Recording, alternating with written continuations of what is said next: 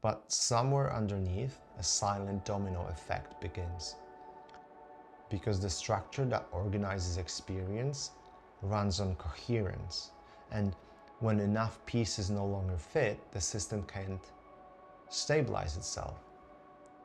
And without that internal logic holding it together, what you think of as you begins to lose definition.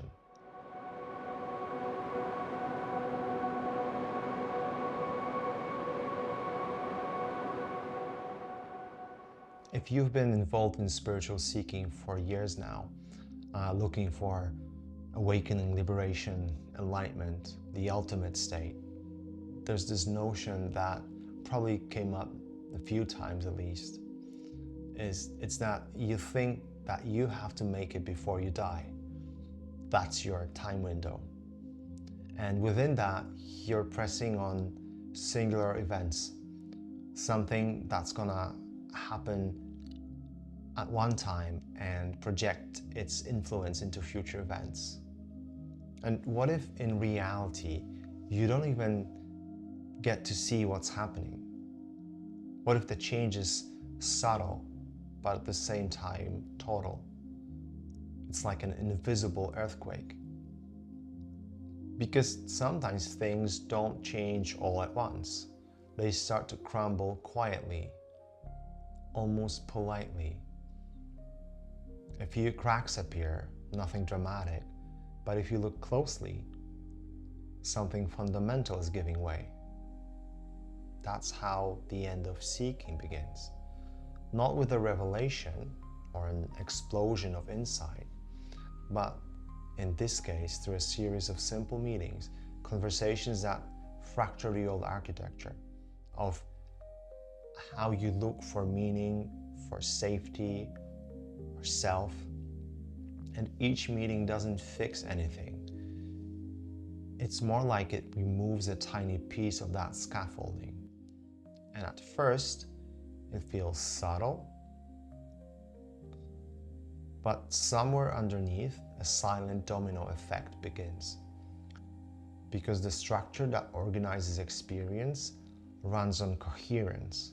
And when enough pieces no longer fit, the system can't stabilize itself.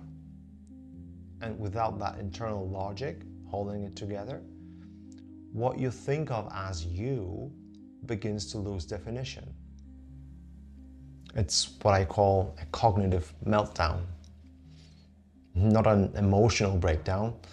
There's no panic, there's no chaos. It's more like a system quietly short-circuiting when it realizes that it can no longer pretend to know what it's doing.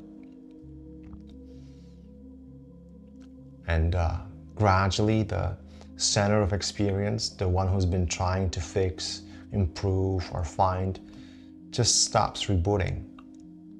And what's left after that isn't some enlightened state or new belief. It's more like the absence of strategy, no way to manage life, no framework to make comparisons. It's just life, unmediated, not waiting for you to interpret it. For the people in your life, nothing really changes. You still wake up, you drink coffee, you interact. But for you, the entire operating system has melted away. There's no one left trying to run it. And somehow that's when things start working on their own, simply, naturally, without supervision. And the seeking ends not because you found what you wanted, but because the machinery that needed to find anything at all has quietly burned itself out. A silent domino effect completing itself. And if something so radical can unfold unnoticed, if a thunder can be slow and silent, if something doesn't even feel like it's bound by time at all, it doesn't give you a sense of a before and after a shift, then what's the use of navigating? What's the use of self-monitoring? It's just a strain you don't need. And I know I make it sound like it's a process, but I can only talk about it this way if I'm forcefully looking back at it from here. But it really doesn't feel like that. It goes completely unnoticed.